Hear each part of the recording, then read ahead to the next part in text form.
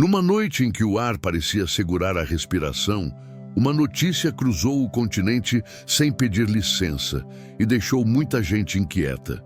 Não foi grito, não foi fogo, não foi sirene. Foi um gesto.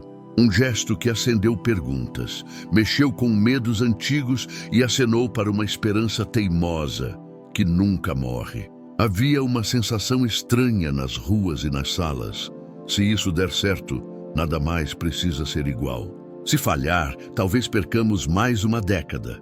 Agora, o movimento veio do coração do Sahel, direto para o cotidiano de quem sonha com uma África mais aberta e justa. O governo de Burkina Faso decidiu tirar do caminho as taxas de visto para cidadãos de todos os países africanos. A exigência de um pedido online permanece, com análise e resposta, mas o pedágio em dinheiro, que pesava no bolso de quem quer estudar, vender, pesquisar ou simplesmente visitar, foi removido.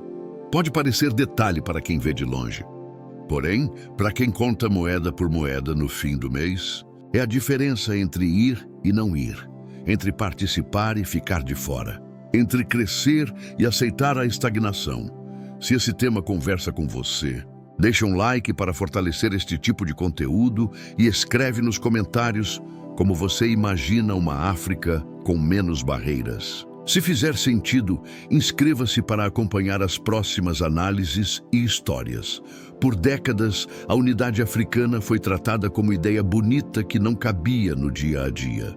As linhas do mapa, desenhadas em mesas distantes, travaram o passo de povos que partilhavam mercado, água, canções e estradas muito antes do papel carimbar fronteiras. Em muitos trajetos, o valor do visto virou muro mais alto do que montanha. Pense numa vendedora de tecido que vive do lado de cá e compra do lado de lá.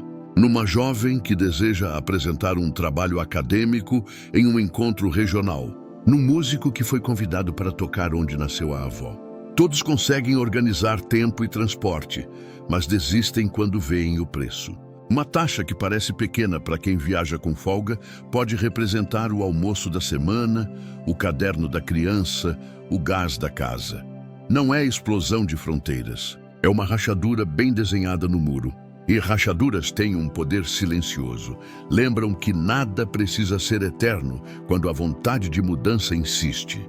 Tirar a cobrança imediata não apaga totalmente a burocracia, porém corrige o ponto mais cruel para quem tem menos. É uma medida simples de entender porque mexe no primeiro obstáculo, aquele que mora no bolso. Quem viveu a tensão de escolher entre pagar o visto e encher a despensa, sabe que a decisão costuma matar o sonho ainda no berço. Agora, pelo menos, a conversa começa em outro tom. Para visualizar melhor, use uma imagem familiar. Pense na malha de trens de Lyon, com gente que vai e volta para estudar, trabalhar, cuidar de família. O fluxo da vida ao comércio, às praças e aos pequenos serviços. A proposta burkinabê aponta para algo semelhante em escala regional. Destravar o primeiro passo. É um convite claro, quase uma frase dita na porta de casa. Entre, a mesa é grande. O gesto tem valor moral, cultural e prático. Moral, porque devolve dignidade a quem sempre pagou caro para ser tratado como estranho no próprio continente. Cultural, porque fortalece encontros, festivais, feiras, estudos e criação. Prático, porque ajuda negócios a respirarem, empregos a surgirem e rotas a se consolidarem. A dimensão simbólica dispensa floreio. Durante muito tempo, viajar dentro do próprio continente foi mais difícil do que voar para uma metrópole europeia. Em certos casos, era mais barato comprar uma passagem para Paris do que para uma capital vizinha. Isso fere a lógica e a memória. É como se o mapa tivesse sido desenhado para afastar quem deveria conviver. Ao bancar a retirada da taxa, o governo decide tocar na ferida com a coragem de quem prefere cicatriz à infecção. Não é romantização, é decisão concreta com alvo claro, aproximar vizinhos. No bolso do trabalhador, a mudança aparece depressa. Pousadas simples recebem mais gente. Restaurantes populares giram mais rápido. Motoristas fazem corridas que antes não existiam. Feiras ganham barracas novas. Quem dá oficinas encontra plateia. Quem produz música encontra palco. Quem vende frutas, água e lembranças volta para casa com a cesta mais leve e o coração menos tenso. Há um efeito encadeado que atravessa a cidade inteira. Quando o sapateiro vende, o padeiro vende, o motorista abastece, a costureira compra mais tecido, o açougue pede mais carne, a escola recebe inscrição. Se você passeia por bairros de Marsella, Bordeaux ou Lille, percebe como a vida floresce quando as pessoas circulam com respeito e segurança. Rua vazia é rua triste. Rua em movimento é rua que respira. A política africana que solta os laços no primeiro nó relembra essa verdade simples. E ninguém aqui promete céu sem nuvens. Segurança importa, infraestrutura importa, gestão importa. O mérito do passo dado não está em produzir encanto instantâneo, mas em alinhar a direção. Primeiro, a casa destrava a porta. Depois, com o fluxo crescido, melhora a fechadura, a iluminação e a calçada. Por que agora? E alguém pergunta. Porque esperar pelo cenário perfeito tem sido a melhor maneira de não fazer nada. E porque praticar identidade vale mais do que declará-la em datas comemorativas. Ao tornar mais barata a entrada de africanos, o país envia recados para dentro e para fora. Para dentro, diz que confia no próprio povo e nos vizinhos. Para fora, mostra que integração se faz na prática, com pequenos passos que afetam vidas reais. A experiência ensina que a cidade volta a respirar quando a feira de sábado retorna à praça. Primeiro chegam as pessoas, depois chegam as melhorias. No campo da diplomacia, o efeito é discreto e duradouro. Acordos entre governos são importantes, mas relações entre pessoas constroem algo que resiste às crises. Quando estudantes, atletas, artistas, pesquisadores e comerciantes passam a cruzar fronteiras com menos custo, nasce um tecido de confiança que não cabe em ranking.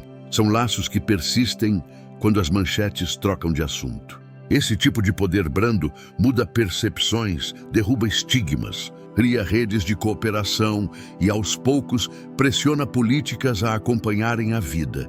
Críticas virão, e é bom que venham, porque ajudam a melhorar o caminho. Vão dizer que o pedido online continua, que há formulários, que há fila. Sim, há, mas nenhuma escada se sobe sem o primeiro degrau. E o primeiro degrau foi atacado. O custo imediato que impedia o mais frágil de começar. Com o fluxo crescente, ajustes virão com mais naturalidade.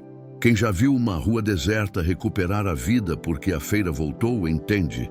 A presença das pessoas cria a necessidade do resto. E quando há necessidade, o serviço aparece, a cidade responde, a política se atualiza. Vamos às oportunidades concretas. Um estudante que vive em Toulouse recebe um convite para apresentar seu projeto de energia solar em uma universidade do Sahel. Sem a taxa, ele consegue juntar recursos, agendar a viagem e mostrar seu trabalho. Uma jogadora amadora de handebol que mora em Rennes atravessa a fronteira para um torneio solidário, faz amizades, aprende técnicas simples e volta com outro fôlego. Uma empreendedora de Nantes, especialista em sandálias feitas com couro reaproveitado, descobre novos fornecedores, fecha parcerias e volta com ideias que aquecem a própria oficina. Os exemplos se multiplicam em áreas como saúde, agricultura, cultura e tecnologia. Esse é o tipo de política que liga pontos no mapa e pessoas no cotidiano. Na economia, essa decisão reafirma um ponto que costuma passar batido. As pequenas trocas sustentam o grande quadro. O PIB vira manchete. A venda no balcão paga o aluguel. A circulação ajuda o micro a se manter de pé, e de pé, o micro sustenta o macro que não aparece na foto do jornal. Isso vale para quem serve refeições rápidas na esquina, para quem conserta celular em bancada modesta, para quem organiza roteiros de trilhas, para quem lava o uniforme do time, para quem grava e edita vídeos para eventos locais. Quando a vizinhança recebe gente de fora com mais frequência, as habilidades escondidas ganham valor e viram serviço. falta falar da memória. Muito antes do carimbo, havia trilhas de família, cheiros de mercado, nomes de árvores e de rios que guiavam o caminho. O papel inventou fronteiras duras, onde existiam passagens de afeto. Ninguém quer apagar o mundo atual, com suas regras e cuidados. O que se busca é devolver algum espaço para a experiência comunitária que alimentou gerações. É um resgate que honra o passado e prepara o futuro, porque quem aprende a conviver com o vizinho com menos barreira, aprende também a resolver conflito com menos atrito. Uma pausa breve no meio do trajeto. Se você gosta de explicações simples e do olhar humano sobre decisões públicas, deixa um like agora, compartilha este vídeo com alguém que precisa ouvir e, se fizer sentido para a sua rotina, inscreva-se para acompanhar os próximos capítulos. Há ainda uma lição de comunicação. Em vez de anunciar promessas distantes e nebulosas, a autoridade escolheu uma medida que toca a vida diária com clareza. É fácil entender, é rápido de sentir. E políticas que se sentem ganham defensores que não são militantes de cartaz, e sim gente de bairro. A tia que vende comida passa a torcer para que a regra continue. O motorista que faz corrida passa a contar com aquele fluxo novo. O estudante cria expectativa para o próximo encontro.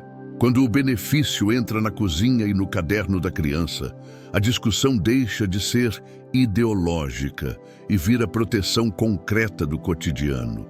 Ninguém é ingênuo a ponto de negar que ajustes serão necessários. O sistema de solicitação precisa ser leve, funcionar bem em celulares simples, ter versões em mais idiomas e responder com rapidez honesta. Os postos de entrada precisam oferecer atendimento digno, com informação clara e filas razoáveis.